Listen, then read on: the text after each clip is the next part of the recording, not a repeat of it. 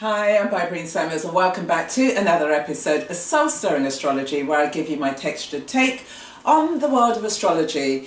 Well, welcome back to my Saturn series. I've been away for a bit because I've been diving into my tech world, but I'm now back to continue the Saturn series, Saturn through the signs. And I'm now dealing with Saturn through the air signs, which are Gemini, Libra and Aquarius. I'm kicking off with Gemini, but just in terms of context around air. So air is the capacity, the facility for us to exchange ideas, and as human beings that's what we want to do. We want to be exchanging our ideas. We think about nature as a resource, as this beautiful natural resource. Air facilitates the movement of things. So when we're looking at this mental capacity, what we're seeking to do is to really tap into our potential to think. That's what air is about. How good are you at trying to access the whole of your psyche, whereby you're playing around with concepts and ideas, you're thinking about the way that you experience the world, what's going on in the world, and your perceptions, your thoughts around all of that. So it's a sense of wanting to flow with ideas, shape ideas, bring ideas to life. And so what you're seeking to do with air is to creatively use your thoughts to integrate your psyche. Looking at your psyche is a mandala. It's a framework in terms of how your mind functions, it operates, its capacity. And so what you're seeking to do is to find ways to integrate the different aspects of your psyche. Now, when it remains unintegrated, what happens when Saturn comes into an air sign? Saturn then acts as a shield. It's a mask. And what it does, it actually masks your maybe inferiority or insecurity about your intellectual capacity. You know, you might be asking yourself questions, how intelligent am I? And what tends to happen is that people then say, how intelligent am I in comparison to other people? So Saturn restricts, it constrains your thinking processes. There's a reticence, there's a fear, there's a nervousness, there may be a little bit of anxiety because of the fear of looking stupid or foolish. Now with Gemini is about this free flowing of information. It's curious, it's light. You know, Geminian people tend to be the ones who go out into the world, they're curious, they're gathering ideas from so many different sources, and then it's about the exchange of ideas. It's not about hoarding ideas and analysing them in greater detail. That would be more about Virgo. But Gemini is light, it's curious, it's exchanging, it loves the diversity of the world, of the information and the sharing of ideas. Saturn now puts a boundary around that. What it does, it blocks or it limits the free flowing of information that can actually come out of all of us, because it's like it's going through a filter, i.e. do I need to think about what I need to say in response to this particular stimuli, instead of just thinking, well, you know, here are some thoughts and this is what I think. Now, the genesis of all of this may have arisen in your childhood environment. You may have, for example, been a single child where you didn't have other siblings, or maybe your home environment wasn't one that generated a lot of conversation, so you were sort of left in your own thoughts.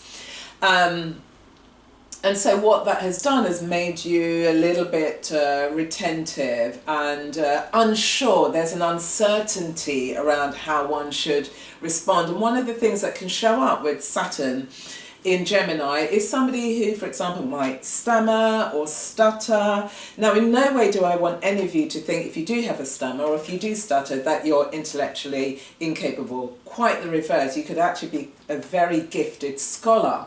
And the reason being is because with Saturn there, it's about this deep focus concentration on something. So it's a capacity to really delve deep. So Saturn here is, because it's delving deep, it's on this search for truth. Now just think of the concepts of truth, Saturn, and then you've got frivolity, Gemini. There's a conflict, there's a clash. And so therefore, what it does, it kind of generates this uncertainty, insecurity, not sure how to begin to place yourself. And so one of the things that you can begin to do with your Saturn in Gemini is really appreciate how you learn the structure of things, like etymology, the study of words. You know, we're dealing with Gemini, so that's why I use that as an example. But it could be anything. It's the study of something.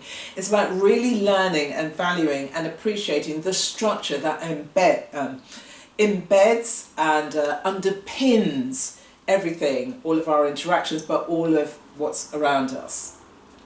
So be careful of the things that you think about, be careful of the things that you study, because with Saturn, you're laying the foundation. Now, if you're somebody who always thinks quite negatively or pessimistically about things, one needs to be careful, because thoughts, this whole mind, body, spirit connection, if one thinks about it, one's looking at, you know, if you think positively, it's going to have a positive impact on your life. If you're thinking negatively, it's going to have a negative impact on your life. So you need to be thinking about your environment, your internal environment, but also the external environment, because our thoughts could actually generate illnesses within our life. So if you think about the whole study of epigenetics, epigenetics is the study of our environments and how we interact with and impact and shape our environment. So the more positive thoughts you have means that there's more positive things that come into your life. The more negative things that you have, you could begin to set the foundation to attract illnesses. And why? Because you're holding back on what needs to be confronted. And that's what can happen here with Saturn. Saturn in Gemini, it's this fear of actually taking life on. It's the fear of being responsible for what happens in your life. And the more that you're responsible and engage with the good, the bad and the ugly in life, means that the likelihood of illnesses and negative things happening in your life will tend to reduce, because where you've got Saturn in the third house, or Saturn in Gemini, Gemini rules short journeys, and that means that you could encounter accidents while you're travelling, and that's because you have cut off that part of yourself, the shadow part of yourself, and you've projected it out into the world.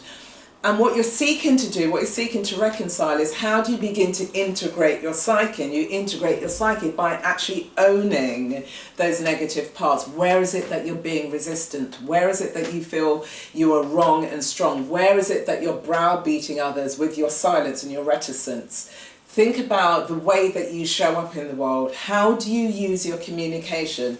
You know, are you the one that's sulking in the corner because you can't get your own way? Or are you sulking because you're fearing if you say what needs to be said, that's going to rock the boat in some way? So with Saturn in Gemini, it's a wonderful invitation for you to consider and to reflect and think about how you use your power of communication, because once you tap into the positivity of your mind, you're going to recognize that there's great power in your mind. You don't have to be reticent, you don't have to be fearful, and the more that you own your intellectual power in a way that's positive, not that you're browbeating or intellectualizing with other people, but you're using it in a way you're going to recognize that the projections that you once did no longer happen. You're reducing your projections because you're integrating them into your world, and therefore you're able to move far more positively into it. So that's it, beautiful people. Saturn in Gemini. If you've got any questions or thoughts, and share with us, how do you use your Saturn in Gemini? Do you know somebody who's got Saturn in Gemini? Then put your comments in the comment box below. I love to engage with you. Stay well until I bring you soon Saturn in Libra. Take care, lovelies. Bye.